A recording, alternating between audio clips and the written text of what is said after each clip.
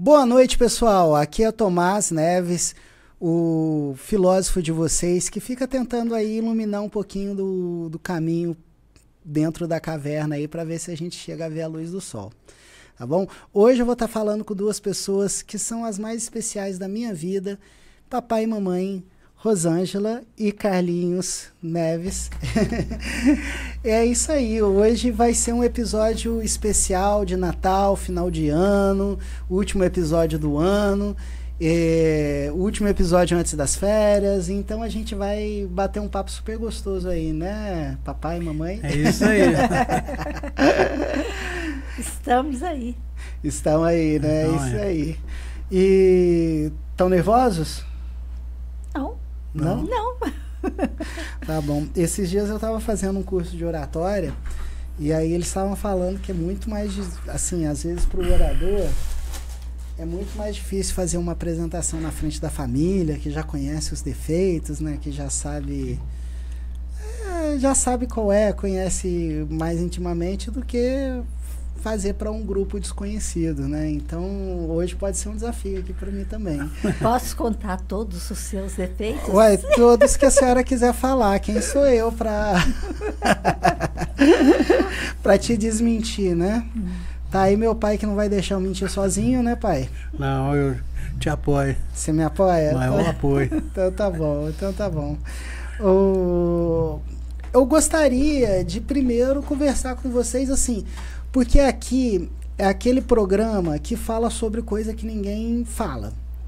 Normalmente, quando a gente vai pensar sobre assuntos profundos da vida, de existenciais, as pessoas falam, para com isso que isso não vai te levar a lugar nenhum, vai pensar em outra coisa.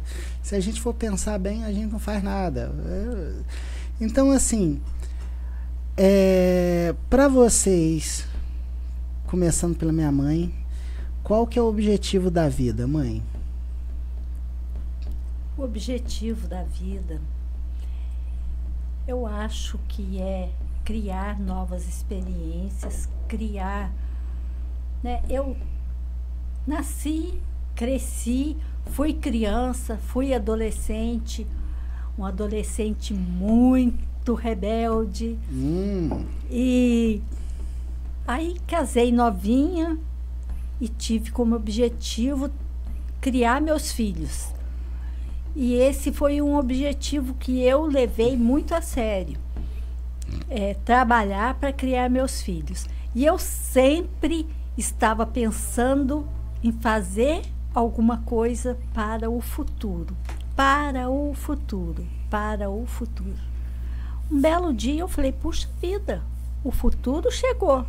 Agora é hora de começar a usufruir daquilo que eu conquistei.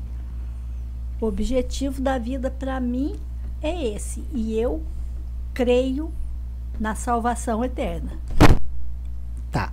Então, eu só vamos entender. O objetivo da vida foi, pelo que eu entendi aqui, é você adquirir experiências nas fases que você estava, né? Com responsabilidade, e agora você curtir o futuro. Certo? E você crê na vida eterna, no caso você é cristã e você acredita que parte do objetivo da vida é a santificação, que é uma coisa gradativa. Santificação não é uma coisa assim que você ali teve uma experiência e você passou a ser santa. Santificação é um processo. Todos os dias a gente está buscando melhorar para estar mais perto de Deus. O que seria essa santificação? Santificação é fugir das tentações do mundo, porque o mundo oferece muita coisa boa, muita coisa bonita. E a gente, muitas vezes, é iludido por essas coisas. Muitas vezes a gente acha que vamos viver o hoje, vamos viver o agora, tem que aproveitar o agora. E como eu creio que eu tenho que me santificar, eu tenho que fugir dessas coisas que não bate com o que eu creio. Entendi. Para a gente não se aprofundar muito nesse papo, que já a gente vai desenvolver isso tudo. E para você, meu pai, qual que é o objetivo da sua vida? Em primeiro lugar, eu acho que o primeiro objetivo meu é servir. Eu penso muito nas pessoas e nos amigos, e quando eu posso servir, ser útil para alguém, é que eu me sinto realizado. Agora, as outras coisas vêm no acontecer mesmo. A gente está trabalhando, fazendo as coisas, mas sempre estando servindo. Poder ajudar um, ajudar o outro, nas capacidades da gente também, né? Nada que vai assim além do que as posses da gente, né? Mas sempre que a gente pode servir é bom. Uma vez eu lembro que o senhor eu já citei esse exemplo aqui outras vezes. O senhor, eu tinha terminado de pagar alguém e falei assim, agora eu não devo mais nenhuma obrigação para essa pessoa. O senhor falou, isso. Você deve obrigação para todo mundo. É outro ser humano, você deve obrigação. Como assim? Não, na vida a gente veio para servir. Na época eu tinha achado o senhor bem simplório ao falar isso, né? Aí quando eu fui estudar filosofia, e Buda, e Laodicea, e todo mundo chegava nessa conclusão, que a gente veio aqui para servir, a gente veio aqui pelo outro. E eu tive um pouco de dificuldade para adquirir essa experiência. Se eu tivesse maturidade suficiente lá nos meus 15, 16, 17 anos para aprender isso do senhor, teria facilitado bem a minha vida. Porque realmente a gente se sente muito melhor servindo, né? E mãe, eu acho que quando você estava falando sobre essa purificação, sobre essa santificação, né? Tem muito relação com essas coisas que esses sábios também ensinavam, né? O budismo mesmo fala sobre se limpar diariamente, né? Tá sempre tirando a poeira e tudo, porque esse mundo, ele é como se fosse poeira que está se moldando, né? E a todo momento está caindo poeira e aí a gente tem que se limpar para a gente não ficar muito preso ao mundo, né? E é bem parecido. Para mim tá certíssima, esse é um dos caminhos mesmo, tá? E assim, eu vejo como objetivo da vida, é certo que não existe uma resposta certa aqui. No caso, você é evangélica, é cristã, é certo que está escrito na Bíblia e isso para você é conclusivo. Mas para mim eu ainda tô eu ainda tô descobrindo o que é certo, o que é errado nesse meio tempo, o que é conclusivo, o que não é. Mas assim, eu vejo que muito do que a gente vem trabalhar nesse mundo somático, né, como a senhora falou, o mundo, né, então vamos dizer o mundo manifestado, muito dessas coisas que a gente vem trabalhar, a gente se apega. E isso nem sempre é bom pra gente, tanto fisicamente quanto bom para o outro,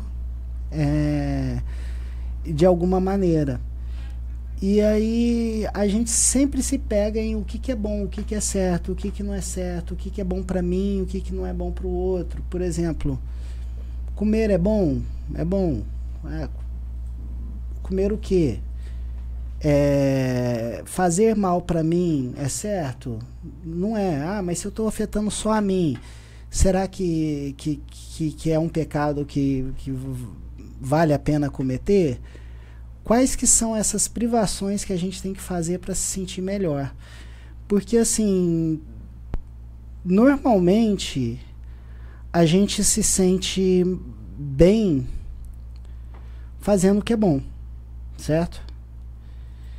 E como que a gente, às vezes, acha que está fazendo alguma coisa boa e não se sente bem? Já pegou algum exemplo desse tipo? Vocês já fizeram alguma coisa assim? Uma coisa que eu sempre comento com seu pai é que na nossa vida, a nossa caminhada, a gente não pode se aposentar em fazer a vontade de Deus. Então, eu sempre tenho procurado fazer a vontade de Deus. E eu creio que o nosso corpo é o templo do Espírito Santo. Então, qualquer coisa que a gente esteja fazendo que está prejudicando o nosso corpo, nós estamos estragando o templo do Espírito Santo. E os nossos pensamentos, por exemplo? Os nossos pensamentos é o seguinte: a gente não pode impedir um passarinho de voar, de pousar na nossa cabeça, mas a gente pode impedir esse passarinho de fazer o ninho nele. Então, quando esses pensamentos vêm, cabe a gente a filtrar o que é bom e o que não é. Aí, no caso, é aquela coisa que está limpando a poeira, né? Já que não sei o que você chama de poeira, mas para mim é realmente buscar chegar a estar mais próximo de Deus. Tá bom. E essa aproximação de Deus, você acha que você consegue como? Olha, eu consigo principalmente conhecendo a palavra de Deus. Porque está escrito assim: e conhecereis a verdade, e a verdade vos libertará. Então, eu procuro conhecer a palavra de Deus. Primeiro ponto. Segundo, praticar o que eu creio que é a vontade de Deus na minha vida. Entendi. Então, eu não me sinto no direito de contestar e nem refutar, porque é verdade, mas assim, uma coisa que eu acho interessante, quando a gente fala de seres humanos, assim, Platão ele fala muito sobre desenvolver atributos humanos, né? E os atributos humanos, né, essas virtudes humanas, ele até enumera algumas. Uma delas é discernimento. Discernimento para fazer o que é certo, para entender o que é, para entender o que é certo. E a outra é coragem para fazer o que é certo. Outra é uma coragem para fazer o que é certo. E aí, esse discernimento que às vezes para mim falta um pouco, porque eu vejo assim, quem é evangélico, por exemplo, com uma certeza muito grande que só eles são salvos, que essa coisa da salvação, e aliás, todo mundo que procura uma religião... Não, isso é hipocrisia, pensar que só ali, aquela igreja, que só...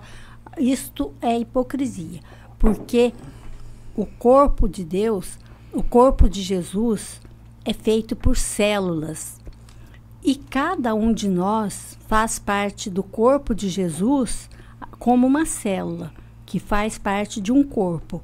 Então, nós não vamos ter um rótulozinho, igreja tal fica nesse cantinho, igreja tal fica nesse cantinho.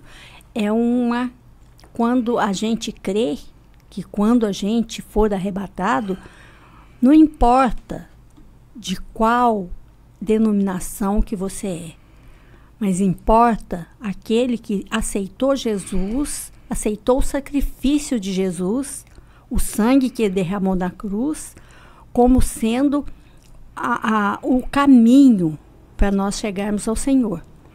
Então, o sangue de Jesus, a cruz, é o mais importante.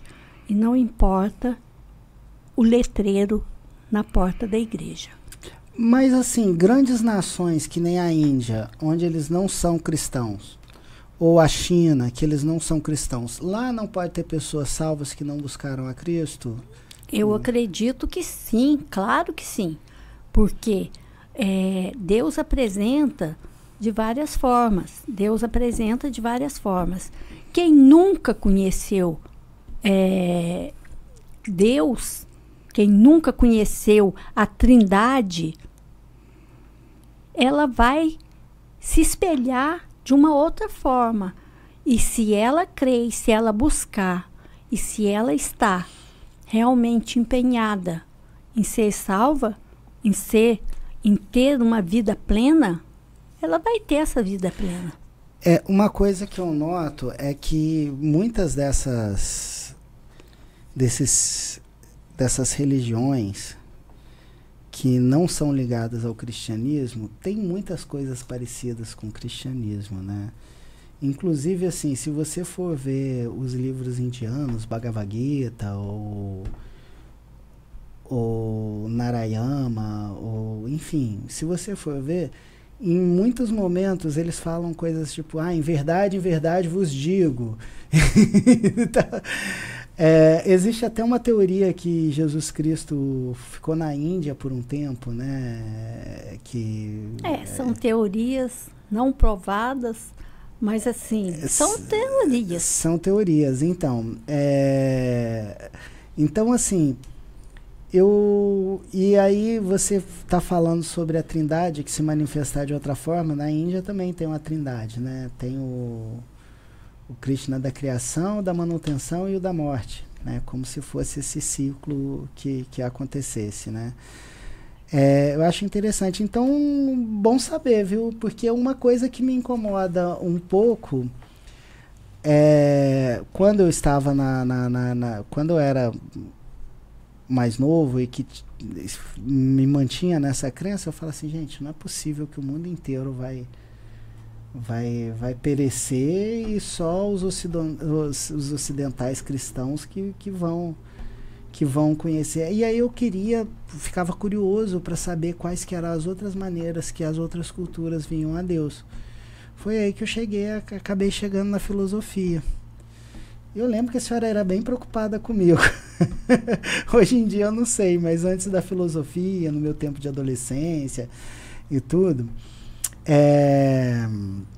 a senhora sempre orando para mim, preocupada que eu me mudei para o Sana, ou que eu fui ter outra aventura das experiências da minha juventude. A minha preocupação com você era que você não conseguia ser constante em nada, né?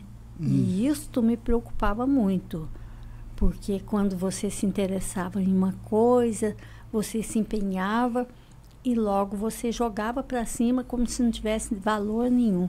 E eu ficava assim preocupada, falava, meu Deus, os anos passam, o tempo passa, até quando ele vai ser adolescente? Mas você percebe que muito dessas coisas era sintoma do TDAH que eu eventualmente descobri, né? Gente, falar nisso, inclusive, se você tiver alguma dúvida se você tem TDAH ou não, vai aí, procura seu diagnóstico, porque é muito importante. Quem tem, descobrir. Porque do jeito que minha mãe tá falando aí, é isso, eu não conseguia ter constância em nada. E assim, gastava energia com o que eu estava motivado, perdia a motivação, largava tudo porque nada me motivava. E aí quando a gente começa a fazer um tratamento, às vezes a ajuda de um remédio, enfim, tudo flui, né, mãe? Tudo melhorou. Tudo melhorou, né? E você, paizão? Eu tô aí, né? Você tá aí? Durante as preocupações aí da minha juventude, que minha mãe quase morria do coração, o senhor, eu lembro que o senhor tinha uma tranquilidade um pouco maior. Ah, não, sempre fui tranquilo. Mas sempre mesmo? Como que foi Não, isso? eu te falei uma vez, né? Uma coisa que eu não podia mudar é que você era meu filho, né? E as decisões suas, você que tinha que tomar, né? E eu estava ali para te apoiar em qualquer coisa. E sempre foi assim, né, Tomás? Eu lembro uma vez que o senhor disse que estava orando para mim, que estava todo mundo preocupado, né? E aí que Deus tocou no seu coração. O senhor quer falar um pouco sobre isso? Não, essa vez eu estava orando por você, né? Pedindo a Deus que te colocasse no caminho tudo, né? Aí Deus me tranquilizou aquele momento e me disse, né, que o seu coração estava na minha mão e que não se preocupasse e aí eu fiquei tranquilo. Saí, eu soube que Deus estava no controle, né? Estava te amparando. Porque você não tinha constância nenhuma, né? Uma hora você estava morando no Sana, outra hora você estava morando em Goiás. Como que você estava fazendo dinheiro, a gente não sabia, mas sabia que você estava lá, se virando. Um dia ele era apicultor. Um dia ele era apicultor, outro dia ele era limpador de horta, de piscina. Teve fábrica de massas, pizza, lasanha, rondelli, era aquele chefe. Então aí não adiantava eu me preocupar. É você mesmo que tinha que viver a sua vida e ter as suas experiências, né? Como eu levei a minha vida e tive as minhas experiências, né? Umas foram doloridas, outras foram alegres, e assim é a vida da gente. Mas o filho, ele tem que saber que as decisões que ele toma, ele vai ter que ser responsável por elas também, né? Eu assim, nessa minha vida, eu acabei... Assim, a percepção que eu tenho é que a vida é didática e que a gente veio aqui, ao mesmo tempo que adquirir as experiências, provar as nossas certezas, né? E perceber que a gente não tinha que ter certeza e nem afirmado nada. Tem um versículo na Bíblia que fala: não julgais para que não seja julgado, né? Parece que toda vez que eu levantei para falar alguma coisa, a vida me fez provar daquilo e não julgar. Porque na realidade ninguém sabe de nada, ninguém... A gente não desconhece tudo, a gente tem as experiências da gente. Mas você saber disso, saber daquilo, quando vê, prova ao contrário e cai aquilo por terra, né? Então você tem que viver as situações mesmo. É isso aí. A gente... Não adianta você chegar pro seu filho e falar assim: não vem correndo na escada que você vai cair lá embaixo. Que ele vai testar para ver se vai cair. Se ele vai cair mesmo. Se ele cair, ele vai aprender. Não, agora eu caí. Então não adianta. A sua experiência não serve pro seu filho. É bom dar um toque, né? Olha que você vai cair. É bom dar um toque, mas ele tem que saber que se ele machucar, ele vai ficar engessado, vai acontecer isso e aquilo. Fala, mãe, o que será? Tá pensando aí com esse sorrisinho? Não, tô pensando nada não. Eu tô ouvindo seu pai e lembrando de várias coisas. Né? Eu me lembro quando eu tinha meu primeiro filho, ele estava engatinhando, começando a querer andar, e eu falava para ele assim, e eu estava fazendo um bolo, e eu falava para ele: não pode chegar aqui, vai fazer dodói na mão. Colocava ele para lá. Quando eu olhava, ele estava novamente perto do forno, tentando pegar o forno. Eu: não pode, vai fazer dodói na mão. Fui colocando. Aí teve uma hora o forno não estava tão quente, mas ele veio, eu simplesmente parei e deixei ele ir no forno. E quando ele colocou a mão, que ele sentiu o calor, ele... Ah! Eu falei, mamãe não falou? Ele foi engatinhando de volta, não quis chegar mais perto do forno. Então, muitas vezes, o filho precisa machucar para aprender. Machucar, né? Machucar para aprender. Mas essa coisa da gente ficar vendo o outro machucar também, né? A gente fica tentando proteger, é complicado, né? Não, mas a proteção é assim mesmo, né, Tomás? Porque às vezes você quer proteger tanto o seu filho que amanhã ele não vai saber sobreviver na sociedade. Amanhã ele não vai saber sobreviver numa situação escolar. Porque ele nunca teve uma experiência com um coleguinha, numa situação, né? E para a vida, o filho tem que estar preparado, porque a gente não cria filho para a gente cria filho para o mundo, né? Isso me lembra Nietzsche. Nietzsche que fala muito sobre as adversidades da vida que nos formam, né? A gente aprende na hora das adversidades. Uma frase dele é: o que não provoca a minha morte faz com que eu fique mais forte. Então, Darwin chama de seleção natural, né? Mas a verdade é que conforme a gente vai passando por adversidades, a gente é tudo na natureza, é uma árvore, vai pegar várias fogueiras ao longo da vida, vai ter várias situações tenebrosas ali, e quanto maior a árvore, quanto mais forte, por mais dificuldades ela eventualmente passou. Isso faz ela fortalecer, forte, né? Uma das coisas que eu aprendi na minha vida, e talvez a maior vantagem de ser TDAH é isso: o cara é rico em experiência, o cara viveu 10 vezes mais que os outros aí, só... Gente, eu vi uma pessoa que ficou no mesmo emprego por 30 anos, eu falo, como pode? Como pode? Nos últimos 3 anos eu já tive 10 empregos.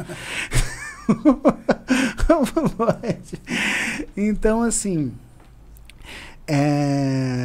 uma das coisas que eu aprendi na vida foi agricultura sintrópica, né? Eu sou aluno do Ernest Gust, e a gente percebe que quanto mais a gente poda uma árvore, mais ela dá frutos, mais ela desenvolve, mais ela fica forte, mais cria raízes. Então, assim, em boa parte das situações, a poda é vantajosa. A gente fica lutando para não ter dor, né? Mas toda vez que a gente tem, a gente adquire, junto com a dor, experiência, remédio, enfim, a gente adquire uma vitalidade interna ali. Uma sabedoria. Além da sabedoria, eu acho que uma vida mesmo vem junto, assim. Parece que você corta e vem lá mais vida naquela situação. Às vezes a gente olha as experiências da vida e a gente desdenha, né? Mas assim, se a gente não tivesse tido aquela experiência, como seria? A minha avó, que é uma pessoa que, a avó Lázara, que é uma pessoa que eu sempre penso, né? Às vezes eu vou lembrar dela e ela, de vez em quando, ela me contava sobre as situações difíceis que era quando ela era mocinha e tudo, mas ela nunca destacava a dor naquilo. É como se ela tivesse um aprendizado incluído. Eu lembro que uma vez ela me falou, e ela estava muito triste, que a moça com quem ela morou quando era mais nova, né, a esposa lá do fazendeiro lá, tinha morrido. E ela falou assim: nossa, eu queria tanto que ela me visitasse um dia. Eu falei: mas por que, vó? Ela não foi ruim com você? Ela falou: Tomás, foi, mas eu queria que ela visse isso, que não adiantava, sabe, ser mão de vaca e nem nada assim, que dava para ter fartura e prosperidade junto, sabe? Você não precisava segurar para ser próspero. Aí ela me deu o exemplo lá do bolo, né? Que eu fazia lá um pedaço de bolo lá pro fazendeiro lá. A história da minha avó é mais ou menos a seguinte. Quando meu avô era tropeiro, aí ele vivia na estrada. Aí quando a mãe dele morreu, quando a mãe da minha avó morreu, ela com os irmãos, cada um foi para uma família, cada um foi para um lar. Quem já era mais velho ajudava na casa, e quem era e o mais novinho foi levado para ser adotado. Então cada uma das irmãs foi criada por uma família e era uma empregadinha na casa da família que era criado, né? Era uma escrava, né? Porque não ganhava. Não ganhava. E aí não era tratado como alguém da família, era tratado com um certo desdenho, né? E as experiências eram bem difíceis. E aí uma dessas experiências é que fazia um bolo para o homem lá, para o dono da casa. E aí quando passava a semana inteira, fazia uma vez por semana, era o dia do bolo, que fazia para ele. Quando passava a semana inteira e ele não tinha comido o bolo inteiro, eles podiam comer o pedaço do bolo velho, tá? O bolo com uma semana. E ela falava que mesmo assim, quando acontecia de sobrar um pedaço de bolo, era uma coisa muito boa, mas já era um bolo duro e tudo. E ela ficava com tanto orgulho de ter fartura em casa, de servir todo mundo. Às vezes a gente chegava lá às 5 horas da tarde e estava comendo lá. E não tinha essa de ser família ou não, né? Qualquer pessoa que chegasse lá em casa, na casa da minha avó, ela tinha sempre comida pronta para essa pessoa e servia como se estivesse fazendo um trabalho de Deus ali. Entendeu? É verdade. E aí eu fico pensando, se minha avó não tivesse passado por essas experiências, será que ela teria tanto orgulho em ser farta? E assim, ela não era esbanjadora, ela era farta, ela tinha tudo para todo mundo com segurança. E aí, quantas pessoas chegassem na casa dela, tinha alimento, né? E se tivesse acabando o alimento ali, mesmo que a pessoa não fosse comer mais, ela fazia mais pro próximo que fosse chegar. Ai, gente, era uma beleza. Então, assim, e por mais que a gente admire pessoas que sejam sábias para ganhar dinheiro, ou pessoas que sejam sábias para esse mundo somático, né? A gente vê que pessoas que nem a minha avó, com aquela mansidão, com aquela generosidade, com aquela abundância, pessoas que gostam de cuidar de outras, pessoas que gostam de servir, é alguém que a gente admira a beleza sem precisar ser belo no mundo somático. A gente admira algo de bom que a pessoa que a pessoa faz, sem a gente precisar ser sem a gente precisar, sei lá, sem precisar ver algo bonito assim. O que está acontecendo? É o som. O que? Tá o microfone aí? Mexe aqui no fio aqui, ó. Já melhorou, já melhorou. Tem certeza? Uhum. Tá. Então, mas aí quando der problema no som é aqui, ó. O fio do microfone. Então, aí sem a gente precisar ser a aparência ser bonita. Não que minha avó não fosse bonita, minha avó era uma gatona. Mas assim, a gente não percebe, mas esse cuidado com o outro, essa pessoa que manifesta essa segurança, ela, pra gente, ela dá uma impressão muito mais nobre, sabe? Muito que destaquem alguma coisa na nossa mente. O próprio vô Roberto, eu lembro assim, o vô Roberto podia ter vários defeitos, Mas o vô Roberto, ele se sentia responsável pela família, pela segurança de todo mundo. Ah, sentia. Ele dormia, ele era o último a dormir e ia lá, conferia todas as portas se estavam trancadas, fazia questão de fazer o café para as pessoas, fazia, sabe, uma série de coisas. E aí, hoje em dia, a gente vê muitas pessoas falando, não, eu tenho que fazer por mim mesmo, eu tenho que fazer... Não tem dessa de ficar gastando a vida pro outro. Mas quem a gente admira de verdade é quem gasta a vida pro outro. Quem gastou a vida por nós. Eu tinha assim, a avó Lázara com o vô Pedro, por exemplo. O vô Pedro, ele era muito mais turrão. Ele dificilmente ele gostava de... Sei lá, ele não era aquela pessoa assim que... Esses são, vô Pedro e a avó Lázara, os avós maternos, no caso, meus pais. Exato. Né? Mas assim... E o Roberto e a dona Mariinha, os avós paternos. No caso dos meus avós maternos, por exemplo, o meu vô Pedro e a minha avó Lázara, o vô Pedro, ele era uma pessoa que brigava muito mais pelo que era dele, entendeu? E era uma pessoa que não levava prejuízo para casa, não, sabe? Fazia questão, às vezes, do certo e tal. O vô Lázaro era uma pessoa um pouco mais paciente, tá? Eu, normalmente... tendia a ver a minha avó Lázara uma pessoa muito mais feliz do que o meu avô Pedro. Eu não... Com certeza foi. Exatamente. E aí, uma vida de servidão que qualquer pessoa olhando aqui do lado de fora é boba. Por que tá fazendo isso tudo? Ainda mais aquele homem enjoado.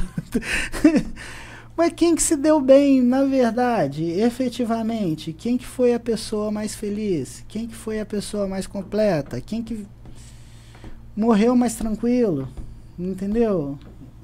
Aí eu fico observando em realmente qual que é o objetivo da nossa vida.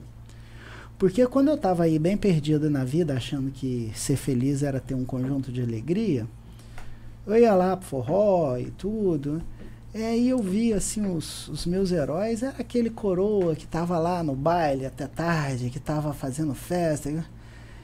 E aí depois eu fui olhar bem e falei assim, gente, aonde que eu mudei a minha ideia? Porque quando que eu era criança, o meu herói era aquele avô que cuidava de todo mundo, que fazia questão de dar segurança, ou aquela avó que cuidava de todo mundo, que fazia questão de dar segurança.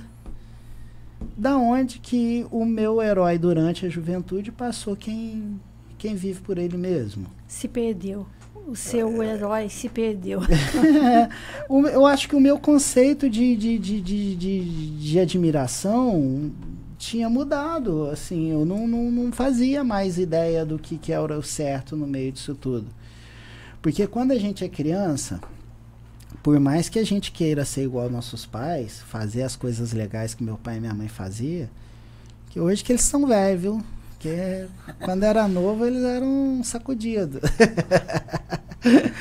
Fazer as coisas legais que vocês faziam, quem a gente admirava, quem eu via como um ser humano completo, era porque a gente enxergava muito poucos erros nos nossos avós, né? Eu, na minha avó Lázara ali, enxergava muito pouco. O vô Pedro, a gente podia falar um pouco mais assim, porque ele não era aquela pessoa muito amorosa, né? Então a gente acabava, sabe, podendo botar algum defeito ou alguma coisa assim. Ah, não, porque meu avô... Ele não se aproximava muito das pessoas, ele queria levar a vida mais afastado, não envolvia tanto com sentimento, né? Quanto a avó Lázara, não, ela era puro sentimento. Ela emanava, né, esse amor. E ela emanava uma necessidade de promover o outro, entendeu? O vô Pedro, eu acho que já era uma coisa assim, cada um por si no mundo, entendeu? E eu acho que quanto mais a gente emana esse negócio quanto mais a gente emana esse negócio de fazer pelo outro, mais a gente promove uma felicidade. Mais a gente promove uma felicidade. E aí é mais ou menos isso que eu quero. É mais ou menos essas conclusões que eu tô chegando. O senhor quer falar alguma coisa, pai? Não, tranquilo, continua aí. Continua? Você tem que falar que o seu pai era o seu herói. Mas meu pai é meu herói até hoje, olha só. Puxa saco do pai. Companheiro, né, filho? Companheiro, xodózinho do pai. Xodózinho do pai. Graças a Deus, meus 3 filhos, cada um deles, com a idade que tem até hoje, eles falam, bença pai, bença mãe. Chega, beija. Uma vez, uma pessoa olhou assim, achou estranho, falou assim, nossa, ô Carlinho, mas o seu filho, um homão desse, te beija? Ele falou assim, todas as vezes que ele sai e que ele chega. Todas as vezes. Então, isso, graças a Deus, todos 3. E também os que têm filhos estão ensinando eles da mesma forma. Cumprimentar, pedir bênção, beijar, coisa que está completamente fora de moda, né? Que é, oi, tudo bom? Né? Mas é bom a gente ver aquilo que a gente ensinou criou a raiz, né? E está indo para frente. E eu espero que continue essa geração levando isso para frente também. Eu acho muito esquisito os caminhos que a gente tem tomado hoje em dia, porque parece que muitas coisas importantes estão caindo em desuso. Eu acho interessante quando a gente junta a geração de vocês com a última geração de agora, porque parece que vocês têm muito mais afinidade com as crianças de hoje do que nós, que somos os adultos de hoje, né? Quem é idoso e está caminhando para ser idoso... Caminhando para morrer? Não exatamente, mas é isso.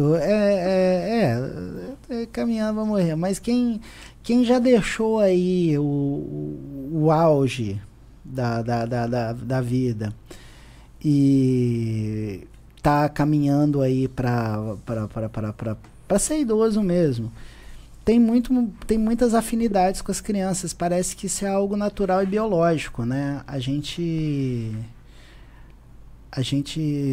tem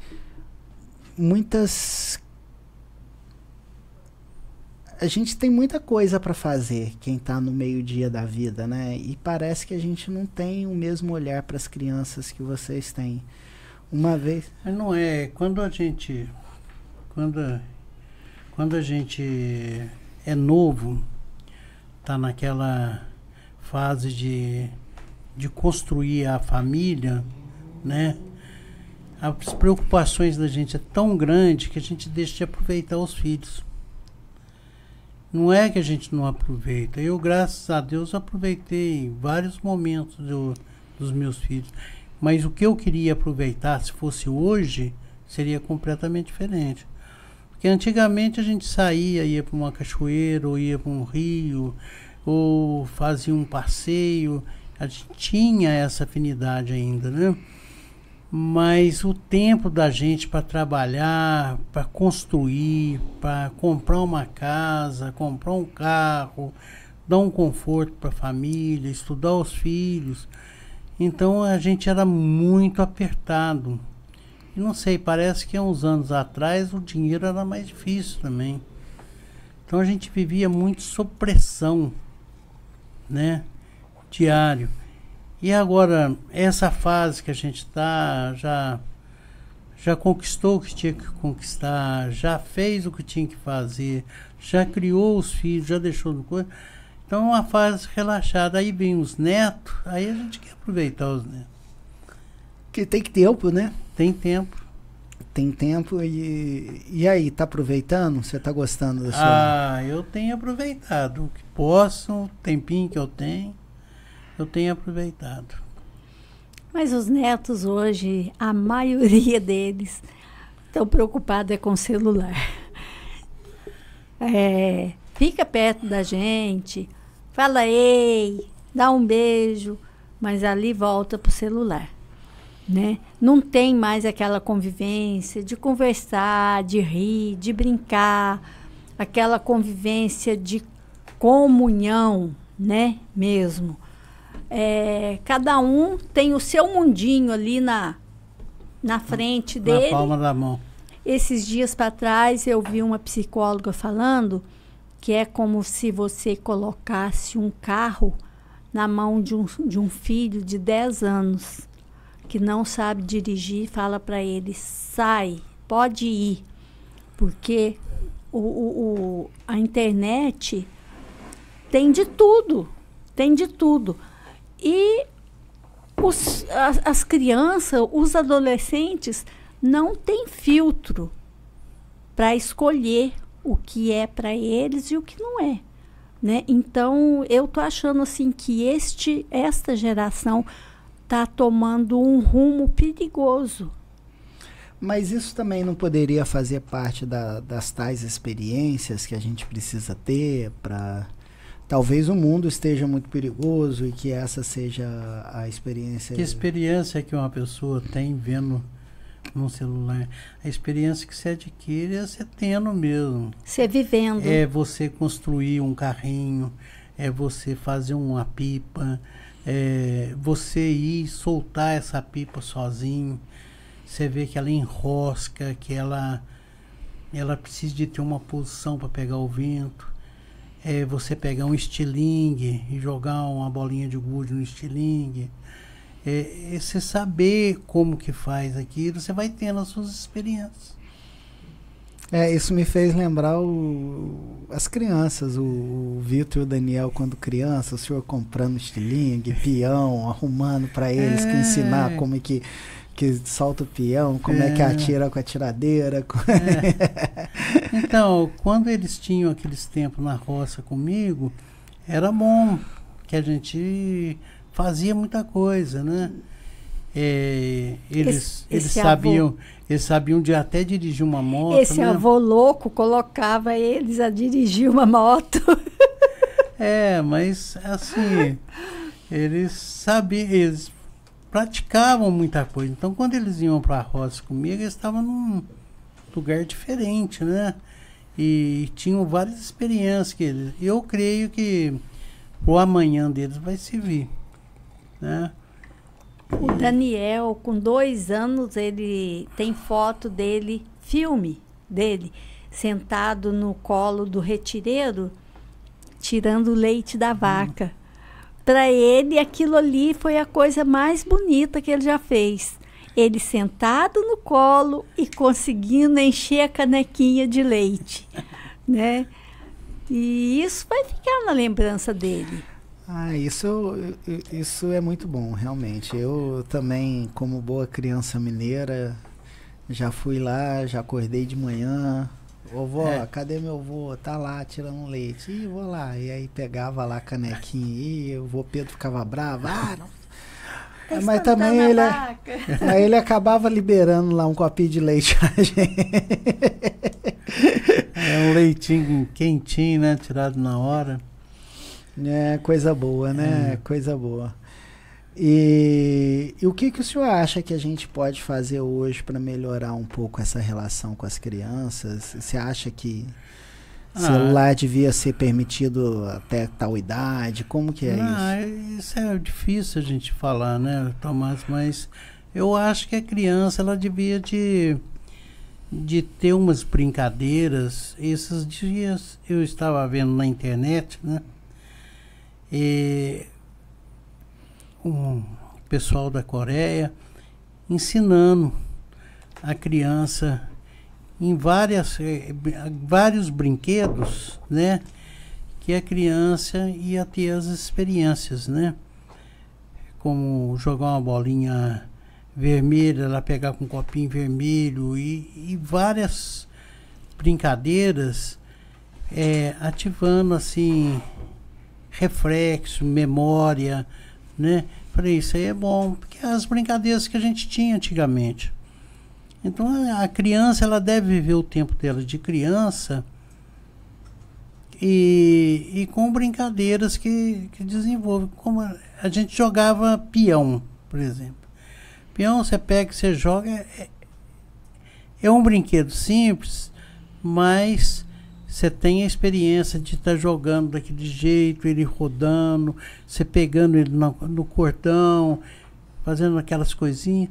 Então, essas coisas, eles vão adquirindo um movimento, eles vão adquirindo uma experiência.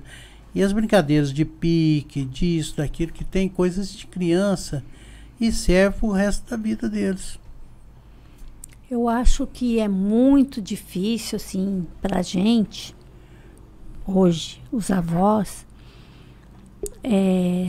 dar uma opinião sobre isso. O que a gente poderia fazer para melhorar essa relação.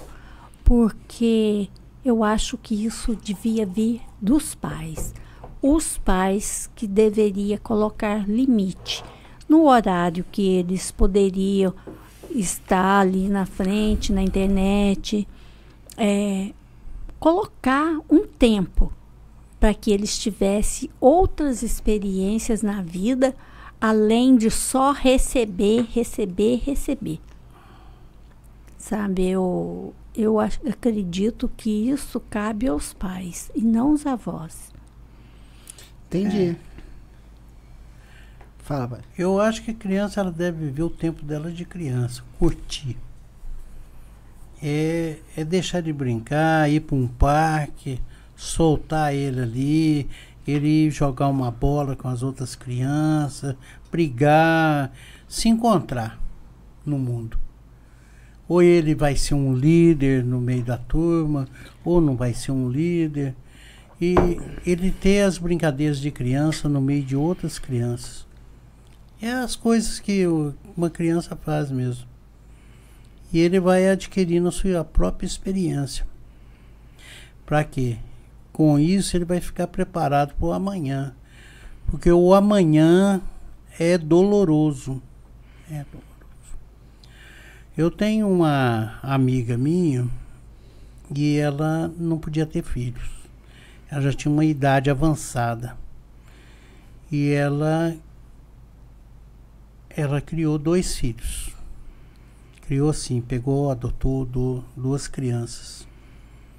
Mas como ela era de uma idade avançada, o marido também era de uma idade avançada, esses 2 super protegeram essas 2 crianças, deram de tudo, fizeram e não fizeram. E aí o marido morreu, ficou só ela. Aí ela morreu também. Aí ficou os rapazes, né? Mas nenhum deles tá tendo experiência para suportar a vida hoje. Dinheiro acabou, o que ela deixou acabou, salário não tem entrada mais. Então aí você vê a dificuldade da pessoa para enfrentar a vida. Às vezes você achando que você está super protegendo o seu filho, dando de tudo, você não está preparando ele para o amanhã. Né? Vai atrofiar a raiz, né? Atrofia a raiz. Atrofia a raiz. Eu assim, eu lutei com muita dificuldade a minha vida toda, mas uma coisa que eu e a sua mãe soubemos fazer foi criar vocês.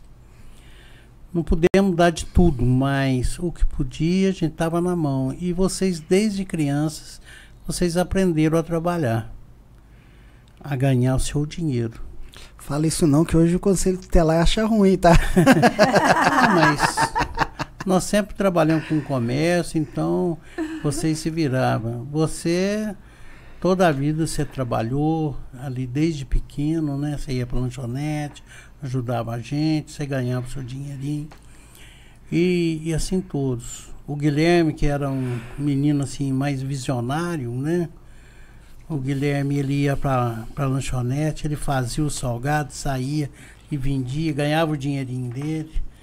Você vê, o Guilherme, ele era menino, pequeno. Ele conseguiu ter, eu acho que 7 ou 8 televisões e 7 ou 8 videogames, onde ele alugava um trabalhinho dele. Então, na época que videogame alugava por hora, alugava né? por hora, ele abriu na garagem de casa, eu lembro. Ele abriu na garagem de casa o negócio dele lá e foi próspero com o negócio dele, ele criança. Eu lembro uma vez que o Júnior, ele era um advogado em Lavras, né? E ele mexia com câmbio também.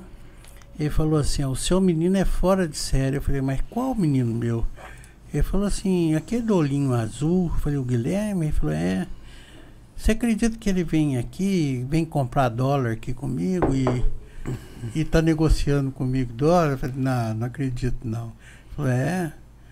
Eu falei, o que é isso? Aí depois eu fui ver, ele comprava dólar, juntar dólar porque o dinheiro na época desvalorizava demais, acho que é Cruzado Novo, foi na época do Collor. É. Foi o Cruzado Novo.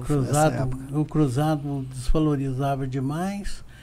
E aí, quando saiu o real, que o primeiro que apareceu com a nota de R$1 e 2 foi o Guilherme. Ele foi lá e comprou. Dois não existia. Ele juntou o dinheiro e ficou na porta do banco esperando o banco abrir para ele comprar a primeira nota. E era um orgulho aquele R$1. E valia mais que o dólar na época. Eu acho que era 67 centavos de dólar na época. Não lembro o valor. A gente já passou por tantas mudanças de moeda. Não, mas de 94 para cá, esse negócio do Cruzado Novo foi complicado, né? Gente, filho da mãe, tá o Collor, né? Filho da mãe, putz. Não posso. Não, mas se ele não tivesse feito o que fez, o Brasil não estava na situação que estava hoje, não. O pai, o Collor foi para televisão no dia antes da eleição, falou, se o Lula ganhar, ele vai congelar a poupança de vocês. Ele deu a letra do que o Lula ia fazer com o que ele fez, entendeu? Gente, eu não lembro disso não, mas você sabe como que foi decidido qual o valor que seria congelado da poupança? Não. Como que era o nome da ministra? Não faço ideia. Que foi até esposa do Chico Anísio. Não faço ideia. Ela propôs tirar na sorte, jogado uma moedinha para cima e assim que foi definido. E quantas pessoas, quantos idosos que tinham juntado dinheiro para pôr na poupança, para comprar alguma coisa e o dinheiro foi congelado. Muita gente suicidou por causa disso. Eu lembro que muita gente suicidou, que foi essa coisa toda, mas assim, o jeito que o Brasil estava pagando juros não dava. Agora, assim, congelar o dinheiro que estava ali vigente, que é o complicado, né? Ô Tomás, foi um ano antes, um ano antes do dinheiro ser congelado, eu queria comprar um carro, era um Dodge Polara preto, eu fiquei apaixonado por esse carro. Aí eu tinha uma parte do dinheiro, a metade do dinheiro. Aí eu falei assim, meu Deus, o que eu vou fazer agora, hein? Eu tava doido nesse carro. Aí fui lá, conversei com o rapaz, falei assim, você guarda esse carro aí uns 30 dias pra mim, que eu vou ter o dinheiro tal data assim. Ele falou, não, eu guardo. Aí eu fui atrás de um primo meu que era gerente do banco. Falei assim, aquelas letrinhas que você tem aí, você não tem uma que aplica aí, que dá um jurinho bom, não?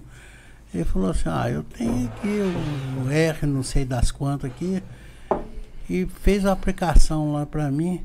Eu sei que 30 dias depois eu fui lá, peguei o dinheiro, deu para comprar o carro e sobrou troco ainda. Tinha um tal de overnight na época. Aí o que aconteceu? E o negócio que eu fiz de ter comprado o carro foi um negócio ruim, porque se eu tivesse deixado dinheiro lá, ele ia render em mais 30 dias, ia dobrar outra vez. Então tava dando, acho que era 132% que estava dando. Então não dava para durar em um muito. Mês. Não dava para durar muito, né? Agora você já pensou bem se esse dinheiro que tava lá era tudo poeira? Quem colocou 10 e ficou largando dinheiro lá, muita gente perdeu tudo nessa época, porque é isso, estava um negócio de outro mundo, né? Isso é pirâmide. O que acontece muitas vezes aí, a pessoa chega, isso é um negócio bom aqui, o negócio é isso. Você entra com valor, quando vê você não faz retirada, você vai investindo mais ali dentro que aquela querendo ganhar, é a mesma coisa. E aí perde tudo. Perde tudo. Quando vier, da noite pro dia, fechou tudo. Não tem negócio bom assim. Não existe. Não existe não. É alguma coisa. Como que é? Ilusória. Não. Alguma coisa de errado não está certo. Alguma coisa de errado não está certo. Paizão, e me fala uma coisa, sua infância. O senhor... Como que era quando o senhor era criança? A minha infância foi uma infância muito boa. A gente brincava muito na rua, fazia de tudo mesmo, andava de bicicleta para todo lado. E a gente... Agora você precisa definir o que, né? Tudo que de criança a gente fazia na época. Quem que foram seus bons exemplos quando você era criança? Quem que você observava? Porque a gente percebe que as crianças observam muito os adultos, né? Gente não lembra de dar o exemplo quando adulto, mas a gente, quando é criança, a gente está de olho neles. Eu tive um grande exemplo na minha vida, foi um senhor que eu chamava de avô, que era João Baixo, né, em Ouro Fino.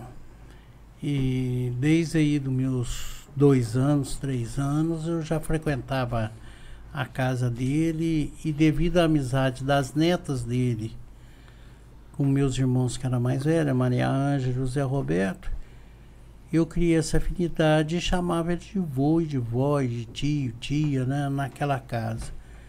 E ele foi um grande exemplo na minha vida, aquela pessoa que me acompanhou, e que eu sentava com ele do lado do serviço dele, que ele mexia com cela, essas coisas.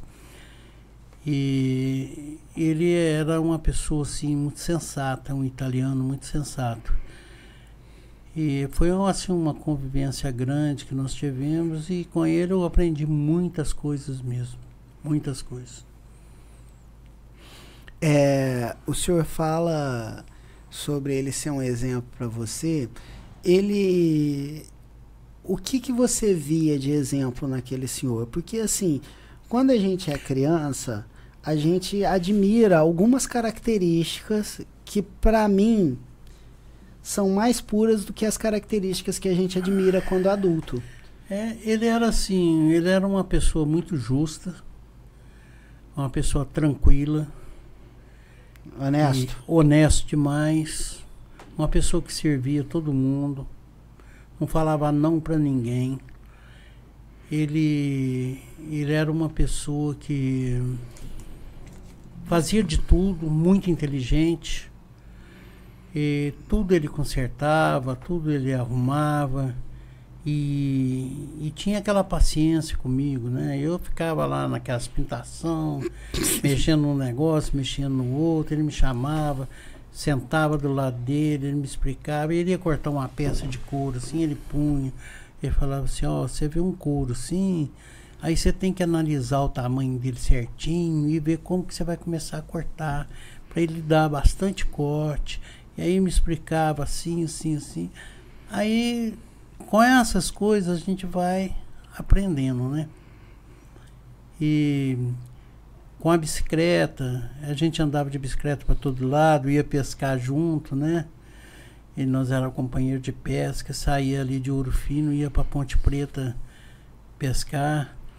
E ele tinha um defeito na perna direita, né? Ele andava assim, que ele teve paralisia infantil, e uma perna dele ficou torta. Mas ele era um ciclista muito bom. E ele mesmo que arrumava as bicicletas, que fazia os serviços tudo. E com isso eu fui aprendendo a mexer também, a apertar, reapertar, arrumar, né? E assim teve várias passagens, né? Eu comecei a fumar muito novinho mesmo, né? E aí eu com ele eu não tinha segredo nenhum. Eu ia pra lá, sentava, o dia que eu chegava tristinho lá, ele falava, você tá sem cigarro, né? Aí ele tinha as moedinhas lá, me dava as moedinhas para comprar meu macinho de cigarro. Gente, é bom lembrar que nessa época as pessoas não tinham nem noção que o cigarro fazia mal para a saúde. Inclusive tinha médico que receitava para criança fumar porque tinha problemas com glândulas, por exemplo. Meu pai tinha um amigo que o médico tinha receitado para ele fumar, que ele podia fumar na sala. Quando eu era criança, as pessoas podiam fumar no banco, enfim, em lugar fechado, né? Imagina como que era quando meu pai era criança. Quando eu era criança era liberado em qualquer lugar. Dentro do carro, então, meu Deus do céu, viajar num ônibus era triste, todo mundo fumava. E naquela época o fumar era bonito, né? Né? A pessoa pegar um cigarro na mão e tá fumando na praça. Gente, te falar que cigarro nunca foi um negócio que pra mim foi bonito, porque vocês me deram a experiência quando eu era criança, vocês pararam de fumar e tinha isso muito claro, né? Mas eu imagino que se eu tivesse nascido um pouco antes ou um pouco depois, eu não teria pegado essa experiência. Então, assim, os pontos de evolução dos adultos é muito importante para as crianças não saírem admirando essas... O seu avô viver 3 anos carregando um tubo de oxigênio, né? Se ele tivesse carregado o tubo antes, capaz dele viver mais, né? Porque quando ele pegou o tubo, ele já estava bem debilitado, né? Então 3 anos foi o finalzinho, mas meu avô sofreu muito por causa do cigarro, né? Sofreu. E antes do meu avô sofrer por causa do cigarro, ele já tinha parado há muito. Eu não cheguei a pegar meu avô parando de fumar. As minhas experiências mesmo positivas com não cigarro vieram de vocês, tá? Graças a Deus vocês pararam num tempo que para mim isso ficou bem fixado na memória. Então nunca achei uma possibilidade de começar a fumar cigarro. Agora maconha...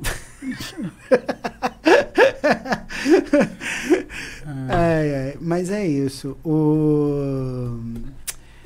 Pai, eu acho interessante porque muitas vezes quando a gente vai mencionar, quando eu vou mencionar sobre o Vobajo, as pessoas falam assim, gente, mas sua avó deixava o seu pai ficar assim com esse senhor e tudo, né? Porque hoje em dia a gente tem uma proteção assim tão grande com as crianças, que imaginar, o senhor falou que as netas dele eram amigas dos seus irmãos, né? Então ele já tinha idade para ser um vovô, né? Imaginar uma criança amiga do vovô. Quando eu tinha 15 anos, 14 anos, 14 para 15 anos, eu fiz uma viagem, foi quando ele morreu, e ele já morreu já de bem idade, já tinha bem idade, já tinha quase 80 anos quando ele morreu. Então, quer dizer, ele era um senhor mesmo, ele era amigo lá de casa, da minha mãe, do meu pai, as filhas dele também. As filhas dele eram costureiras em Ouro Fino, as melhores costureiras de lá, né? Então, era assim, uma família que a gente tinha, assim, muito apreço, né? E hoje eu tenho muito apreço com as netas dele ainda, que é o que eu tenho uma convivência ainda, né? Consideram primas? Considero primas, né? A gente tem amizade até hoje, né? Então, ele é um avô meu mesmo. Eu tenho certeza disso, porque a Juvenila e a Terezinha, que são as filhas dele, né? Eu cresci com ela sendo minha tia. Zeca, né? O Vobá já tinha morrido há um tempão e não tinha quase toda a tarde eu estava lá. Na casa delas, lá quando eu estava de férias em Ouro Fino, assim. Eram pessoas muito presentes, assim, na minha vida também. Mas esse Carlinho, ele era uma criança tão santinha, que ele ficava na janela esperando os outros passar e cuspia na cabeça das pessoas. Aí a mãe dele colocou ele de castigo, sem roupa, dentro do quarto, para ele não sair, porque ele pulava a janela e ia para a casa do Vobágio. Só que ele achou uma roupa do Homem-Aranha, do Zorro, porque naquela época nem tinha Homem-Aranha ainda, do Zorro, que a mãe dele já tinha colocado como pano de passar no chão, de tirar poeira, e ele vestiu aquela roupa do Zorro e pulou para a casa do Vobágio. E quando a mãe descobriu que ele estava na casa do Vobágio, sem roupa, vestido de Zorro, foi muito engraçado, porque ele protegia o Carlinho de tudo, desde pequenininho. Mas vai proteger da sua mãe, pai? Isso não se faz, não. Mas, na realidade, desde pequeno, a minha mãe nem sabia por onde que eu andava, porque eu saía de casa, eu juntava com os meninos, a gente ia lá para um lugar que chamava Derminas, né? Que era na Rua da Mina, ali em Ouro Fino. E ali jogava bola, ia para o outro lado. Então, eu nem sabia onde que a gente andava. Quando cresci mais um pouco, pegava a bicicleta e ia para Inconfidência, ia para todo lado, né? Ela só ouvia falar. Quando eu era criança em Campo Belo, a gente ia em Campo Belo, eu tinha um cavalo também, né? E esse cavalo ficava na minha tia, lá na rodolaria, na Tia Tonha.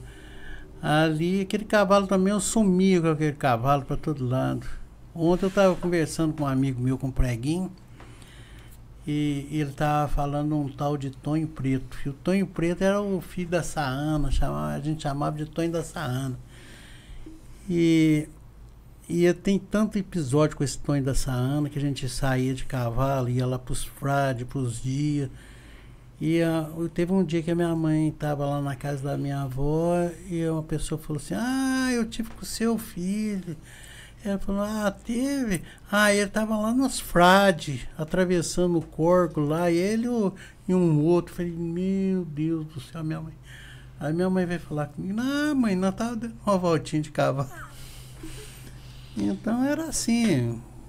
Tinha muita liberdade, né? Porque eu não tinha os perigos que tem hoje, né? Não tinha, não, de jeito nenhum. Mas é isso também, porque assim, a gente fala muito sobre cuidados com os filhos, né, e tudo, e às vezes a gente deixa de confiar em outros seres humanos. Esse Vobágio, ele reverberou, né,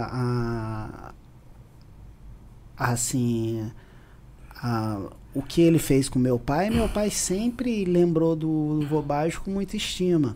E eu lembro que quando eu conheci a Mainá, pequenininha, eu falava assim: eu quero ser um Vobágio da Mainá.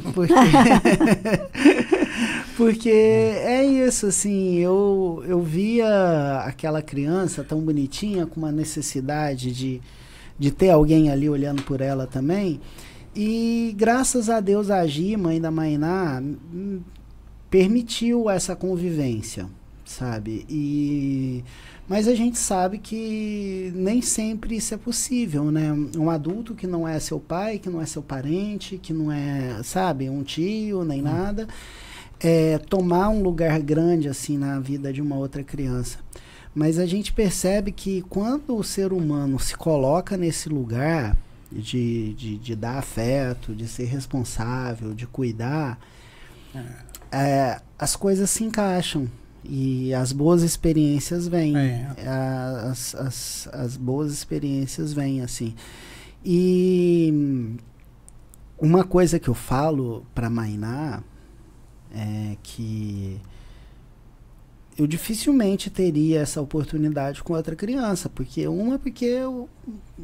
os pais não deixam, né? Tipo, pô, a Gi mesmo, eu falo assim, Gi é muito doida, viu? Me deixar eu levava a criança pra remar, daqui a pouco onda vindo e não sei o que mais, tá eu e a criança de 8 anos no meio da lagoa, lua cheia, peixe pulando.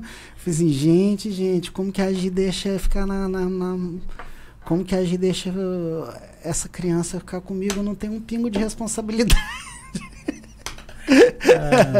Não, tô brincando. Eu era muito responsável com a Mainá, mas eu não tinha tanta noção de responsabilidade. Não tinha responsabilidade nem com você. Nem comigo, né?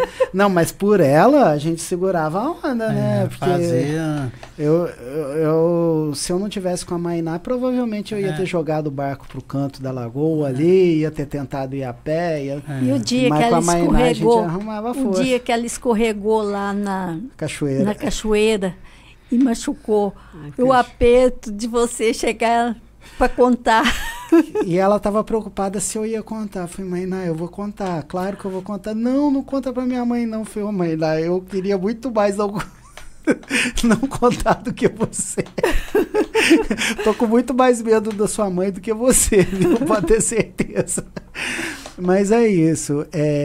Você vê como que um homem que se coloca nesse lugar de dar apoio para uma criança, como que as atitudes dele reverberam, assim, que eu depois de adulto tento imitar ele, assim, nas oportunidades que eu tive, assim. Então, você que é pai, você que é mãe, que tiver um adulto responsável do lado, querendo dar uma força, normalmente dá certo, tá? Fica de olho, fica esperto. Como a Gi fica esperta, a Mainá fala pra mim que a Gi sempre perguntava pra ela, fez alguma coisa, te encostou e tudo, eu acho muito certo que tem que estar seguro, né? E tudo, né? Mas... independente disso, eu sou muito feliz que a mãe da Mainá tenha me dado a oportunidade de conviver com ela. Hoje eu sou um tio, um padrinho, quase que um pai dela também, né? E assim como o vô Bajo foi na sua vida, né, pai? Se bem que o vô Roberto... O vô Roberto, eu acho que passava pela situação que o senhor falou, né? Não tinha tempo, né? Meu pai não tinha tempo, não. O meu pai trabalhava muito, ele fazia muitas horas extras no banco. Eu lembro quando eu era pequeno, ele falava assim, esse mês vai ter bastante hora extra. Então, ele aproveitava tudo, né? As horas que tinha para poder trabalhar. E para poder construir uma vida também, dar um conforto para a gente, né? Porque graças a Deus, o meu pai, assim... deu um conforto muito bom para os filhos, né? Para a esposa, tudo. Nós tivemos uma vida boa, né? Mas ele lutou demais. Mas ele também teve os tempos com a gente. Eu lembro de muita coisa do meu pai. Como meu pai, ele trabalhava até sábado no banco. Ele era no Banco do Brasil, né? Ele era contínuo do banco. Até no sábado ele trabalhava. Eu lembro também que ele ia levar numerário, ele falava numerário em Campinas. Numerário o que é? O que o banco, hoje tem carro forte para fazer. Ele levava 2 malas de dinheiro. Teve uma vez que ele levou uma mala de moeda. Ia sozinho, de ônibus. Agora você pensa bem, a responsabilidade. Mas tinha assim, na época de pipa, ele ia fazer balão com a gente. Juntava eu, meus irmãos, e ele fazia aqueles balão grandão do tamanho dele, assim, né? Tinha que soltar com cordonê. Então, aí os meninos tudo via aquilo, queria também, o povo ia lá em casa querendo que ele fizesse. Aí ele tinha que fazer balão para as outras crianças também. Então, tinha muitos momentos assim que ele gastava com a gente, né? Momentos bons. Na época, hoje se falar em matar um passarinho, tal, é crime, né? Mas na época não, na época ele pegava uma cartucheira, ia pros pastos com a gente, ensinava a gente a caçar. Quando ele ia pescar, ele levava a gente para pescar também, tanto eu quanto meu irmão mais velho. E o que ele fazia lá, ele fazia um churrasquinho de lombinho, mas era bom demais, viu? Então essas coisas tudo a gente grava, né? E os momentos do pai com a gente. Ele ensinou até você a atirar, né? Com espingarda de chumbinho, mas meu avô, ele era bem categórico que não podia matar passarinho. Na minha época ele já tinha tomado a consciência e tal. Aí... Mas te falar que também faz parte das minhas experiências, viu? Mas na minha época não. Na minha época eu era criança, eu jogava espingarda nas costas, saía pro mato para caçar. Qualquer coisa que se mexesse. Qualquer coisa que se mexesse, eu ia caçar pomba, né? Quando eu ia para Campo Belo, já tinha uma turma lá pra gente caçar. Matou um gato, levou pro Vobage fazer. Essa história aí foi triste, viu? Conta essa história, pai. Essa história aí. Em Ouro Fino tinha uma festa do Ouro Finense ausente. E essa festa, eu acho que o prefeito era o Sebastião Favila. E essa festa é uma festa que trazia o povo de todo lugar, todo lugar. Aí eu queria comer gato. Comer gato, pai? Como assim? Eu já tinha comido de tudo quanto era, assim, coisa que... Coelho, essas pombinho. Coisas. Eu falei pro vô baixo, falei assim, vô, eu vou matar um gato, mas eu não sei como é que limpa ele. E ele falou assim, não. E eu era bom na espingarda. Eu tinha uma espingarda de chumbinho muito boa. Aí eu falei... Ele falou assim pra mim, não, eu vou limpar, é assim, assim. Eu falei, então, eu peguei, fui lá em casa, armei uma xoxa lá, aí o gatinho veio e eu, pá, ele buf. Eu peguei o gato, coloquei no... Nossa, pai, ainda bem que eu não tenho um vizinho igual o senhor, minha gatinha lá. Não, mas escuta aí, aí eu fui lá em casa, eu fui lá na casa do meu avô, ele pendurou ele assim e me ensinou como é que tirava o couro, que limpava as entranhas, tudo. Aí ficou aquele gato pelado, sem couro, sem nada, né? Aí eu coloquei ele num saco. Naquela época não existia plástico, era saco de papel, né? Jornal. Não, era saco de papel, jornal, que a gente embrulhava as coisas, né? Eu pus ele naquele saco de papel e saindo com a bicicleta. Tinha a casa de frente... Mas estava lotada de gente que veio por Ouro Finense ausente para a festa, né?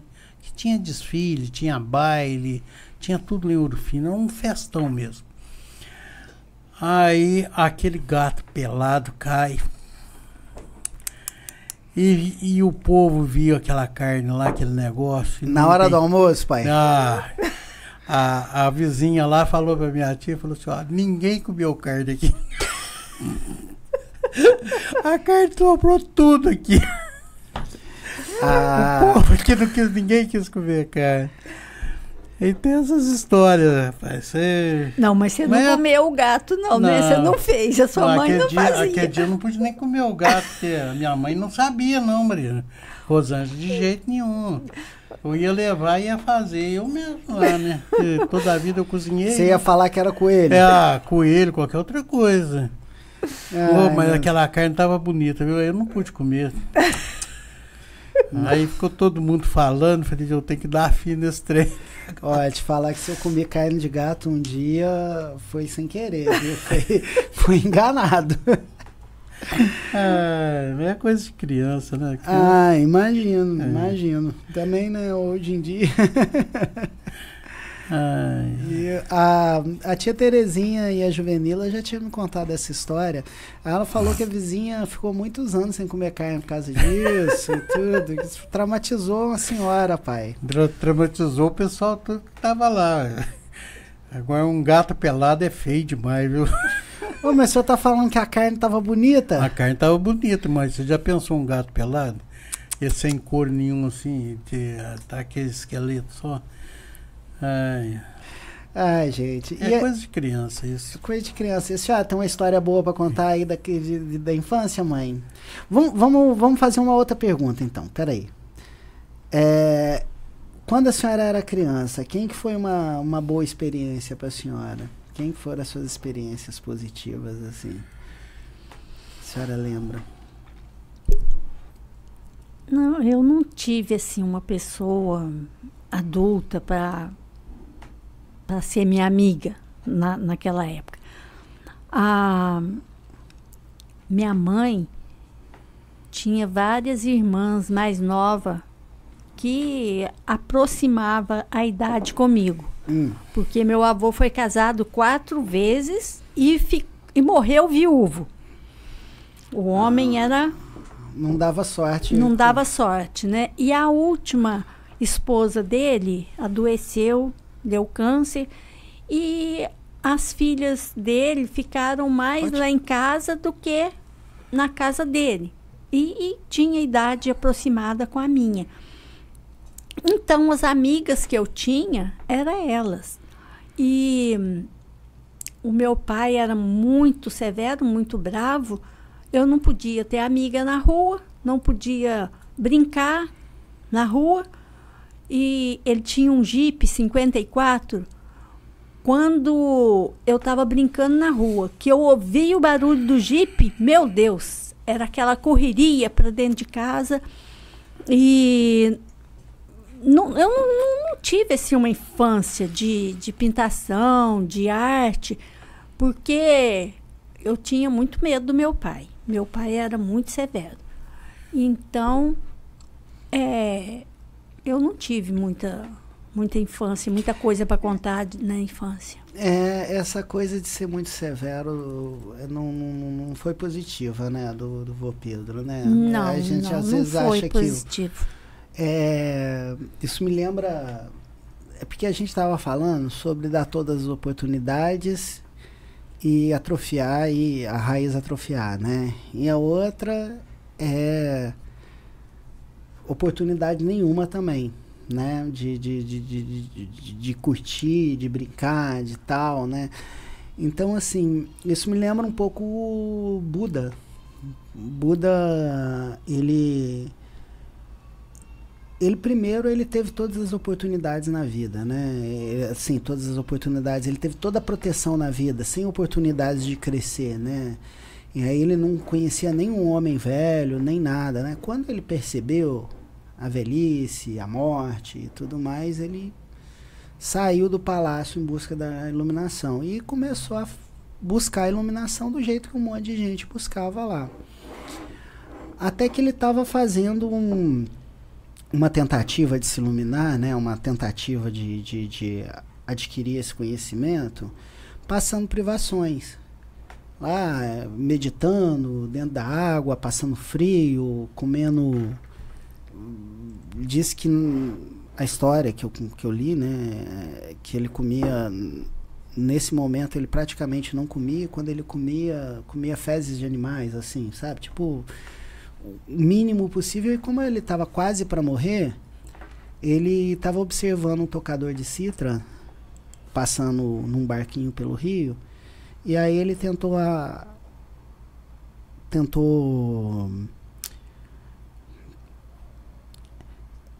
afinar a corda, e aí parece que puxou demais e a corda estourou.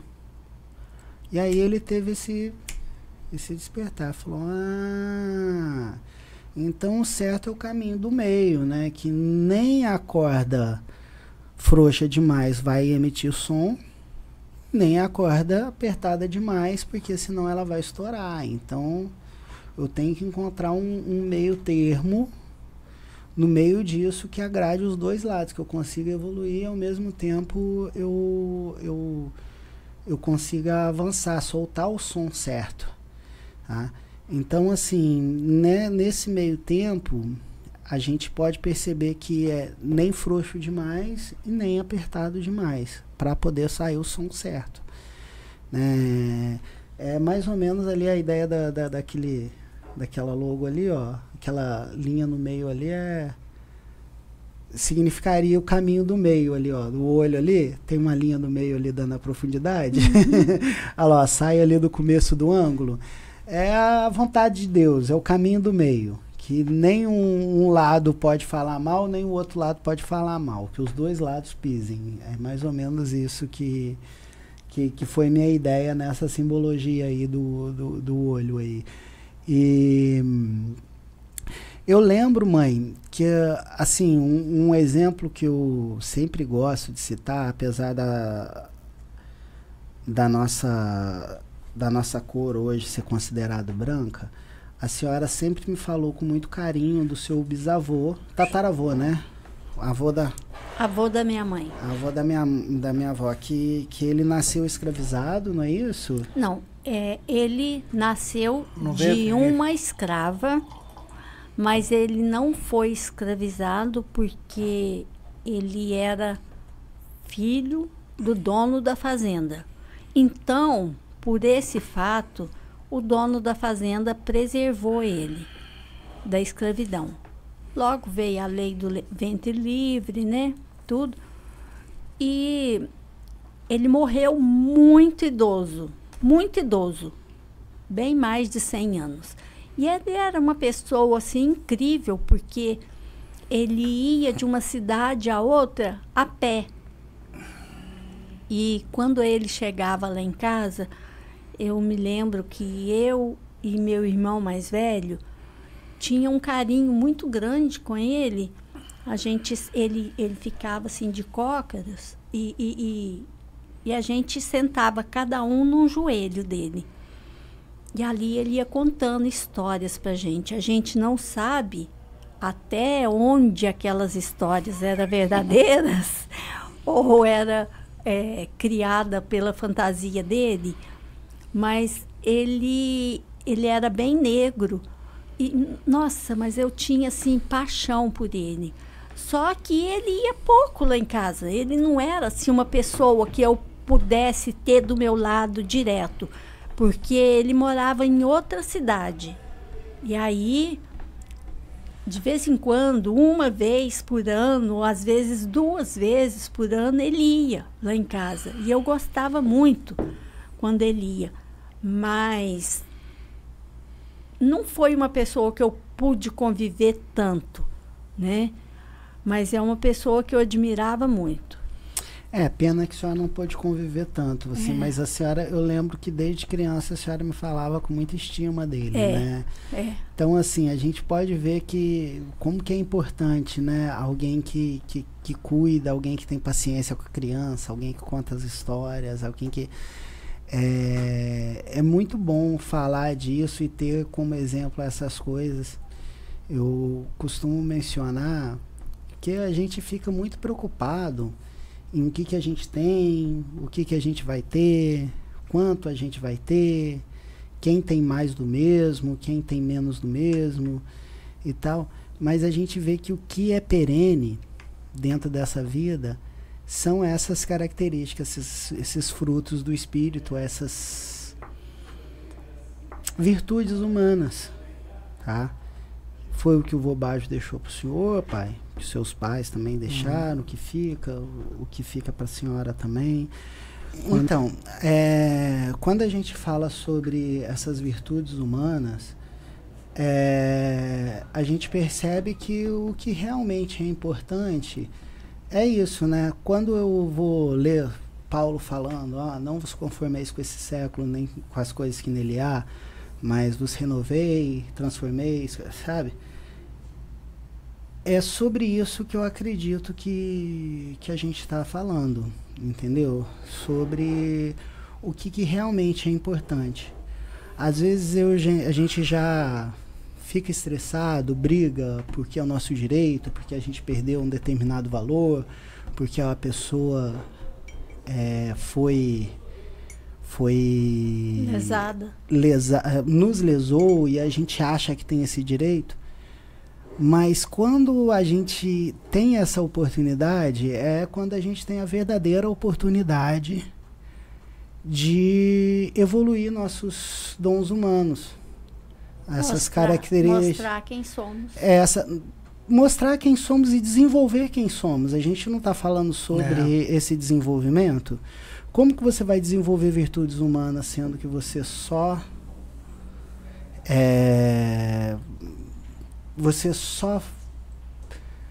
teve vida boa? Entendeu? Então, assim, quando a gente tem a oportunidade de perdoar alguém, é porque a gente tem a oportunidade de crescer dentro. Mesmo que fora a gente perca, né? A gente tem uma oportunidade de crescer dentro. E é isso que eu queria deixar com vocês hoje. Que a gente desenvolver essas virtudes, desenvolver essas características, elas são necessárias como seres humanos. Eu acho que é essa a intenção de Deus aqui na nossa vida. Eu acho que essa é a intenção de Deus para cada ser humano. A gente desenvolver essa alma, essa psique, a partir dos atributos divinos que Deus nos deu, misturado com esse mundo somático muito doido, que cada século é uma coisa diferente, mas que a gente não pode se conformar, a gente tem que se conformar com os atributos divinos. Certo? Certíssimo. Então é isso. Vocês querem falar mais alguma coisa? Vamos se despedir do pessoal. Despedir, né? É isso, então. Gente, grande prazer estar aqui com vocês, viu, mãe, viu, pai? Fala. Aqui também foi para nós, né, bem? Foi muito bom compartilhar com você essas coisas, né? Do seu passado, do nosso passado. E esse passado que nos forma hoje, né? Uhum. E que a gente possa, cada dia mais, procurar essa perfeição, procurar esse desenvolvimento, né? Na nossa vida, para ser uma pessoa melhor. Amém. É isso, mãe. Mãe, muito obrigado, tá? O programa hoje foi meio rápido, meio corrido, assim, mas eu fico muito feliz de vocês estarem comigo aqui hoje. Eu me sinto muito honrado como filho poder trazer vocês aqui. E eu, sinceramente, agradeço tudo que vocês fizeram por mim. Eu sei que nem sempre eu dei as experiências mais agradáveis, mas eu acho que foi as experiências que vocês precisavam para crescer como seres humanos. Assim como eu tive ótimas experiências para crescer como ser humano perto de vocês, tá? As minhas foram bem agradáveis, viu? Pode ter certeza disso. Ó, beijo grande, amo vocês e espero que vocês estejam comigo em outros episódios. Tá Eu bom? também te amo muito. Tchau, tchau. Tchau, tchau então, pessoal. Tchau, gente. Valeu, até o ano que vem e um abraço para vocês, viu? Tudo de bom.